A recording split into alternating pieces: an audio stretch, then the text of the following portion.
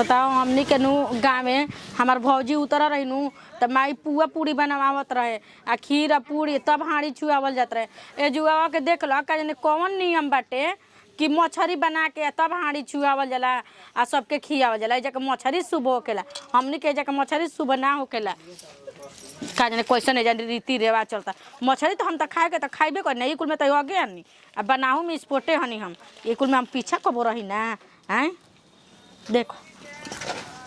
हम तो चाहत नहीं कि अभी मत आवस हमारा भीरी आ तले 2-3 गो पीस ना छान के खा लेनी नू आ कह देव कि खैल ही नहीं खी काथा कहब हन जाई एक कनिया कुछ खई हम मत काथा कहवावे के बा घर में। देख लो काथा कहब हन जा आ दे देले भाई जब मछली बनावे के तो जब मछली बना देनी तो हमरा खाए में का चीज बाटे आई। बाप रे नैहर में गैस पर खाना बनैनी ए जुगवा तो लागत कि पुआरा अब झोंके के पड़ी। पुआरा के दिन आ रहल बा एकदम। अरे धुआं लागत है दादा हे भगवान कैसे बर्दाश्त करी। लहक खाइब काहे ना हो खाई अपना मर्दे के कमाई भतरे के तला जाई कहाँ। हाँ कुछ को मछली में दम बा स्वाद बा। के कहला कि नया दुल्हन आवेली सनू तो सबके खाना खिया के खा ली स। कोनो आदमी अपन पेट धो के आइल बा के खाना खिया के खाई स। जब भूख लगी तब नु खाई कि बाद में सबको के खिया के खाई में कोनो नियम बा।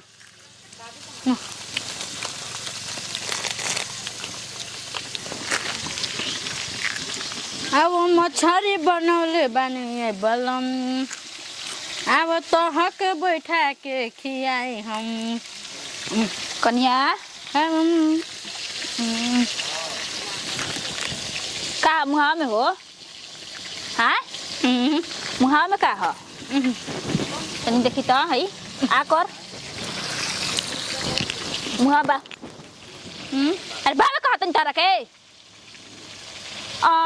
हे भगवान जी है मछली बनावतिया खातिया अभी पंडित जी से कथा ना कहवावे के बारे हाँ बेशरम बेहाया बेलज कहीं की लाज शरम नहीं तोहरा डाइन कहीं की बोल नहीं खा जात कह देनी अपन बात कह लेनी। ई बताओ है चूल्ही मेरी बनावत है खाता ये कहां के नियम रे है नैहर की ससुरा हो। अच्छा एगो बात बताई कहत नहीं कथा कहवावे के बा अब मछली बनावत जब पूरा सौसे शरीर हाथ ना सागुल हो हैं तो कौन कथा कहवाई जब शरीर ना सागुल तो हमरा खाए में का बाटे। अच्छा ये बता तोर हाँ? झूठा का कोई खाना में खाई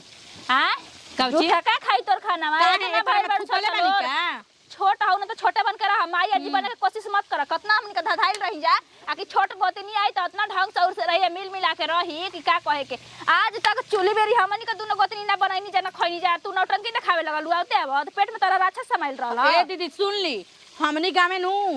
बिना 2 महीना के हाड़ी ना छुआवल जाला आ ना तो 11 दिन पर हाथ के मेहदी ओदी मत कुल चीज छूट जाला तबे छुआवल जाला लागल बता रहा हाथ ले मेहदी और वो सब का कोन जाई एक हफ्ता में हाड़ी छुआ देनी जा हमरा के हैं। ई बताओ घर में कोई करे वाला ना रही त ना छुआई त के काहे दुगो पहला नियन गोतनी ननद पानी जा आए तू ना लतावा से बर के फेकाई जे बहिले देखबू त अपना भतार के कमाई खा के मोटाइल बानी जा ठीक बटे ना तोरा भतार के नहीं खीजे खात लाज माने शरम यही नहीं घर के हमर भतारा हो के दूसरा घर के हो बाप मादर संस्कार देले बाकी ना तारा के बहुत कूट कूट के संस्कार देले बा हमरा अंदर अपन संस्कार देखी जा जा गइल जा तनी यही बार तारा मर से कह तारी बाप के फोन करके कह कि अपन बेटी लिया जी हमनी के घर में गुजारा नहीं बेटी जाई तिलक देखाइल बिया भतरा जोगला अगुआ बेकार बाबे की का कहे के जानता नहीं जा लड़की एक पीस बिया ढंग सहूर से भरपूर बिया आकि का कहे के है का गोबर गणेश उठा के घर में हमन की बैठा दियलस कि लूर सहूर कुछ नहीं के 1 पैसा के रवे लुरिया से आता ना दिन से हम चलते बानी कहे के बाटे बतावा हो आए ससुर फसुर कैसे खाना खाई सबके खियावे पियावे के एमे थूक देले बानी एक हग देले बानी बताए ना वैसे त बात करती है थूक देबू हग देबू तबे काहे कि थूकले बाड़ू हगले बाड़ू चुपचाप जाके अपन काम करी जा बनावे के देले बानी जैसे बनावत तनी वैसे बनावे दी जा हमरा के देखा फर्क मत कर ताव मत देखावा ठीक ना आज ले हमनी के तू ही बना के ना खियावत रहू अपन के खात रही जा भगवान सही सलामत काहे कर देले बना एतने देही में जान रहला त काहे ना 2 महीना बैठा के खियाई नहीं जा हमरा के तब न जनती आज बड़ी सुटू सुटू बाजे खाती यही बार 2 गला से कहतानी हम आके अपन मेहरारू अपन अमान में रखना ती छोटा बधा के कबार दे। हां आइल कोहे खाती मक्का था का हो मछरी काहे खातिर खा ले तार जूठा खाली अभी जूठ क के नहीं धैले यही में थुक थाक के बराबर कर दे अभी जानत का बाड़ू जा हमरा के हो हाँ आके ना देखलू कि सब कोई के माई आई रही एगो हमार माई बिया हम ना जाइम समधी आइन घरे समधी आइन घरे रटते रहले बेटी दामाद घरे ना जाए के चाहिए ओकर तो पहिला के जमाना वाला बात शुरू आई रहेला कसरा बा कसार बढ़िया बढ़िया देले बैसन हाँ हाँ हाँ भौजी ठीक कहताड़ू कि कौनो चीज पाहुर में कमी नहीं खिसन कैले चाहे गुटिनियो बढ़िया बिया जैसे हमनी के सब कोई के नाक भगवान दांत मुंह देले बावन ओकरो कोइसने बना के भेजले बन हाँ तो अब तो करा जी में ना बाकी कैसे रहिहन कैसे ना हमनी संगे चलो ठीक है बा भौजी हाँ अच्छा ठीक बबुआ के दे आहो रखा तो के हम घरवा में खोजतनी तू है जुकिया बैठल बाड़ू ठीक बा भौजी प्रणाम जा एगोड़ी गरमे गरम बनैले बिया मछरी भात खा ल का है रउआ ना खाइन का ऐसे बतियाव तनी हमार हाथ गोड़ सही सलामत बा कनिया हम बना ले खा ले ठीक ना कोई की भरोसे हम नहीं खी कि तहन लोग हमरा के बना के देबू तबे हम खाइब ई का कहतनी है दीदी जी रउओ कभी कभी उख मजल रहनी का जनता बड़ ना कि शुरू से हमरा कोई के जुठ खाट खाए के आदत ना हो समझ लो साफ सुथरा से रही ना साफ सुथरा से सबके खियाई ना पियाई ना ई त जानते बानी ए दीदी जी एगो बात रउआ से कहे के भुला गइल हनी कहनी हां कि जन पहुरवा देबे के रहे फुआ जी के पतोहिया के उ देनी हां ए द जा मत द जा हमके नहीं कुछ मालूम का भइल है जी काहे घर माल रही कुछ भैया जी बोल देनी है चूली बेरी ओही जब बनावत या खाती या मछरी बतावत ओकर जूठा कट्ठा कोई खाई या कहाला पतना ना गुबर गुबर मुंह चलावत या कि कहे मान के ना हई लागत कि नया नहर कनिया हिया हां के खइला ह उहे खइला से जन भौला खनी आइल बिया ए दीदी जी का सीख गनी जी हां अबे एक जना जनिया ना त लाते को हाथ तक कुल चलावे लगिया कहे कि तनी के हाथ को टूट गइल है तनी के काहे न बना देलु त जवन नियम बा घरवा का तन तो पूरा करे के न पड़ी उनका सिखा देले ह अब का जाने अतना ही डरामा न धले बिया हमनी के तो सोचनी कि जाय द ना नहर कन्या आई त हमने लेखा हिल मिल के रही इतराई रही त तराई रही कि तोरो से अब की बेस्ट आई एकदम बढ़िया आई घर में सब समारे वाली आई तो ठीक है नु आगे ये से हम लिख के ये से तो देले रही कि ए दीदी जी एगो बात अपना हाथ पर लिख के रखम कि हमारा ऐसा घर समारे वाली कोनो धरती पर आ जियसन ई घर में आ जियसन त हमरा के जमन को हम करे के हम उ करम माने तू हऊ का हंसे लगलू बोली बोले लगलू हैं तोहरो मजा लूटे के मिल गईल का है अब ओ जगह ओकरा के धूत पर धरैले रहती तब न सुधरी अरे ओतना हमार हक नहीं खे ना हो कि मारी या डांटी या बोली तब तो उसका मरद चढ़ के आई हक नहीं खे हम 12 बजे सूत के उठम त रउआ हमरा घर में ना जिम बोले खाती रउआ घर में बड़ जेट बानी त रउआ नु बोलम आज रउआ मर जाइम त हमी नु घरवा के संभारम हमरा तू तो आइल रहू ना एक हाथ पर सबके संभाल तू आइल रहू त हम ओतने धधाइल रही कि जाय त हमारे एगो गोतनी आवतिया दोनों जानी की बेरी धधाइल रही ठीक ना एक जानी की बेरी ना कि ताना में हमारा तड़ो तू हमरा के आ वे धधाइल आज भोगता नहीं हम ई बताई कि हमारा में कोनो कमी बाटे हां अभी देखाई घर में बर्तन रहेला त हम उठा के तुरंत ले जाके गढ़ाई पर धा के मान धो के रखेनी झाड़ू लगावे के रहेला त हमारा में कोनो सरो शिकायत नहीं खेजनी ई तो तू सही कहलू कि तोहरा में कोई ना मिलल बा ना मिल पाई अब ते बचिया अपन लूट से देखा न दिहली ई तो कह कि दुगो हित न देखल सन ती ऐसा न बोली बोलतन स कि जहर है कि का कहे के आ देखिए तो कोई खाना पीना खाई हो फूटे वाला बा अब जुटे वाला नहीं खाना कब जुटबो करी जब एगो घर में सन गल हमरा रहला से निमन अब घर चल जाई हां कि तीनों कोई का बढ़िया रहे के देखनी हमी तो एकदम से ना हमार गोड़े तर से जमीन खिसक गइल ह देखत नहीं देखल जाई त न हरिया अब का जानिए कनिया कोई देखल सके ना हमके तो लगता है कोई देखले नहीं खे कोई नहीं देखले तब चुपचाप रही ठीक बा अब एने ओने बात मत करी बस ये इंतजार करते न कि हित ना चल जा तब इनकर छोटा का बार के घर में लखार के नाम मरी न तो आ देर बाबा से कहनी हां ठीक बा जाके कह द हम कोई से ना कहे जाइबो चल ई रवा ना काम तो हम तो कहबे करम हम छोड़म हमारा का बहुत ही हंसत रहन ऐसा ना का कहीं मिस्त्री ओइसन एकरी हो गइल बनसनु देखो दे रही टाल बनावे के आ बढ़िया से बनेबो को 40 रुपया ले लो अपन काला ना रहिनु त कोनो चीज धरती पर बेकारे बा देखो कैसे दाएं बाएं भागत चाका तारा मन करता कि बेचरी साइकिल साइकिल ने बढ़िया हो जा बनवा के लेवा भैया दोसरे चल हई जग के कौन धो देल बिया जा अरे तू का करता हो जा का रे अभी आ कैसन तू मेहरारू लेल बड़ा हो राजा छीने का खोज के लाइल बड़ा अच्छा छी हम है जे साइकिल बनावत तनी कि मैं हन कम देखे जाता नहीं हम तो जे साइकिल बनाओ तड़ा सब खाना बनाओ तड़े तो सब झूठ कर देली यहां बताओ तुमकर कोई झूठवा खाई है ना के जुट गेलो सा लाइल बड़ा खोज के महारानी जी के उहे कइल हड़ी और के करी उनकर रसिया खाना झूठ हो गल मछरी है हां सब कर देली क्या कोही रे हम त तबाह बनी घर परिवार से कब खाना के बिलाई गिरा देतिया तो कब कुकुर जुठिया देता तो कब का त मेहनो जुठिया देता ई सब देखो तू ठीक रहबा ना तो उनकर कुछ चारा और ना चली बुझाइल माने हम माने का करता नहीं ओकरा हम ही सिखाओ तनी कि जाके चढ़ले खाली है उतरले खाली है मान ले नहीं खसी खाओ तो तारा जाके ओकरा के थी ना करे के चाहिए बोल डांटे के ना चाहिए छोड़ हटा जा दे घर के परिवार में खा घर के परिवार हड़ी तो उनकर का कोई झूठवा का खाइए तो ने छछलोल का भइल बाड़ी हां तो भौजाइए न लागी ना हम ना खाइम झूठ बा तू तो भौजाई के सहारा तड़ा तू ही खाऊंगर झूठ तारे पधारो नहीं हमनी के ना हां हाँ। हम खाइबा तू लोग ना खाइबू लोग तहार मेहरानु तो तू ना खबा हो के हमनी के खाइम जाओ अरे जो ना रे हमरा काम करे दे तो हनी तो एगो ना एगो पाचा तोर मारबा कि ना तू बोल हर काम में गलती करत तड़ी उ मछली खेले खाती हमारी एक ही गलती करत तड़ी कई बार गलती कइले बड़ी तू कुछ करेला बोलेला ठीक है जो हम आवत जो कपार पर चढ़ा के रखले जो बड़ा सब लिए बना के आवत तानी भोर भर दिन लूंगा मारो जब तक हमारे दिल में शांति ना मिली एगो ना एगो पाचरा लेके लागत कि हम ही ओ की है कि मैं केस हमरे भी आवता है भैया मेहरारू है से कर भौजी है से कर देलस कहां का हम देखत चली हम हैं मेहरारू के मारम तो भौजाई खुश हो जाए भौजाई के बोलम तो भाई दुख हो जाई सब कोई खातिर सब यही कैसे कहला कि परिवार में सब मिला के चले के पड़ला आई देख क्वेश्चन बेलूरा एल भी है तनिको ना बुझाइला हैं कि लोगवा मछलिया जुट गेल का खाई का ना खाई हैं आ मारला पके भी कह कि नया एल बिया आ देख हम लागत ठेठावे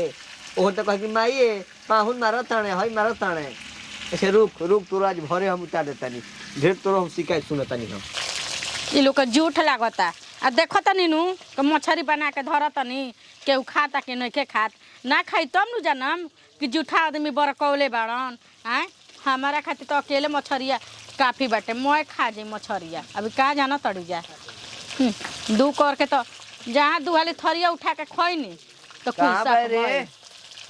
हैं के ह घरे केहू नहीं के तार हम छरदादा परदादा हई बाबूजी हैं आई हो बाबूजी बाबूजी ना है रे तरफ अरे रो रे हई तोरा बोले नहीं के बुझात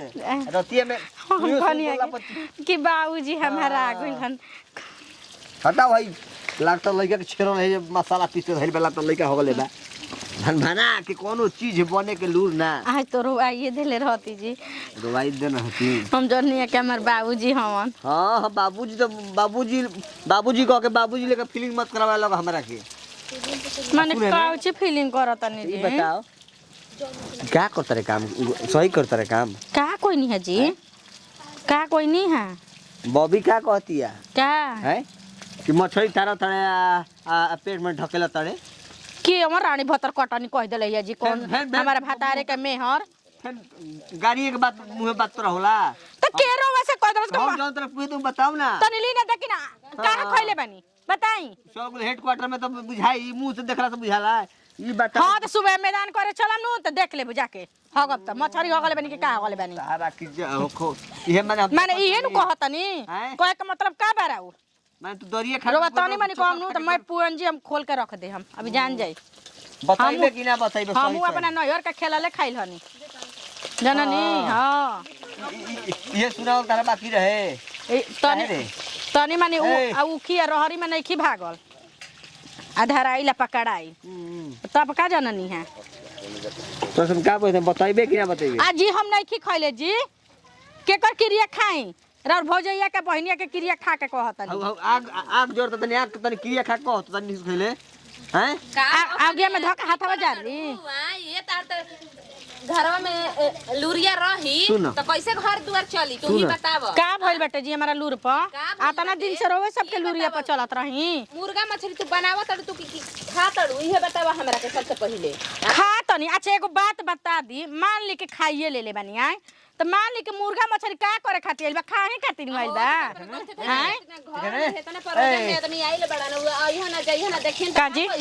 हां का कहतनी केस पता तर बुझा तक बात करता रे हां बुझा त बड़की दीदी हड़ी बाकी दीदी है तो तनी बढ़िया तनी बोलना त समझ जाई है देख लही कहां बा पता ना कि सबसे बड़ा की है कहां बा देख है देख रे एकदम से शांत ठीक है रे मछरिया- अखिया में धक घोप दे लोग ना लौकिए ना खोइबे समझिए देखी गलती कैले रहम तो झुक जाइम आ गोड़ पर गिर के माफी मांग लेम आ जब गलती ना कैले रहम तो चाहे बड़ होखस आ चाहे अपना खातिर प्रधानमंत्री होखस हाँ। को बोना झुकम उहे मैं सही हाँ 1 मिनट अरे छिया तरी सोच बोली अपना भतारे का क्रिया खा के कि तू मछरी ना खइली ऐसन भातार तक कता ना मिल हाँ अपन भातार के क्रिया खा के हाँ। कहता बोले अरे कौन का कहले हां अपन भातार के क्रिया ना, खा के और कहता कानू कहली से? ल जा ध ले तारा सहूर बाकी ना हो बोला ना तनी का नहीं हर से सीख केल बाड़ू हैं आ तू का सिखल बड़ू हो हाथ कतना चला देखे कर हाथ चलाओ देखे कर हैं धक्का काटा में मोड़ देम अरे माई खराब करो अभी तरफ अहे रानी हेलो हमरा भातार के रखले भाईस तू अपने भैया को रखले रहू भातार कैमरा तो जाके आग लगैली है हैं? ते भाई से समझा देना चुप रही ना तो पलंग पर सुतल निहाल हो जाए मेहरारू के संग निमन सुत ले रौरा जननी हैं जनता ई सब बात मत सुने सुता रात में ना सलवार खोल खोल के मोरनी आगे डाल के उमा कोयला डाल डाल मारो हां माने ये बोले के तरीका हाथ तोहार हो काहे ना बोल देलो छे नो संस्कार भुला का कैसन संस्कार हो तू लोग तो संस्कार देखो तनी कितना कूट कूट के भरल बाटे खा खा के भैंसा धक जब जब मरियो जब बढ़िया ले दीदी मारी एक पलहारी जे तरह खाए के मन करता मुर्गा मीट नु हैं चक्कर ही मुर्गा बिना डाल डाल मुर्गा ले में खो रौरे गोते दे हम देख हम भूल जाम नु के हमर मरद हन बुझा गइल हां चलाओता है अच्छा एगो बात बताई हां चलाओता रे हैं हां चलाओता रे माने एगो बात बताई दोनों भोजन के रखले बानी रखले बड़ी बात हाँ तो दोनों के बतिया सुन के मेरा की मारे आवतन और तू पलंग पे आप सुते होई सुहाग रात मनई बनू अभी सुहाग रात नहीं की मनौले दूध यही से तो बहाना कइले बानी तारा ले तू ना हेरे कि अभी हमार व्रत बाटे लेकिन कोनो व्रत नहीं के तार देखे खातिर तोरा इहे ना बुझाला ई कहला मर्द के तिरिया चरितर का भौजयन के भीरी हम बढ़िया बने खाली तोरा के मरनी है डटनी है अच्छा ई बात बा माने हमर मेहरारू खाई हम मान मेहरारू के बोल हम हाँ, तारा के जाता ना मन तारा तना खाए तू तना खा सही के काहे ना कराही में मुड़ी लगा दो चूल्हा में मुड़ी लगा दो दम खा खाए के खा के अब में चली घर सोचे में। के बा छो दे अपन बनई हस कोनो काम करते हिसाब से ऐसन खानु के देखू मत बताओ चली घर में पलंग पर दोनों आदमी खाई ली चल सब सब ना रे दादा आय, पका आय, जीबे आय, ना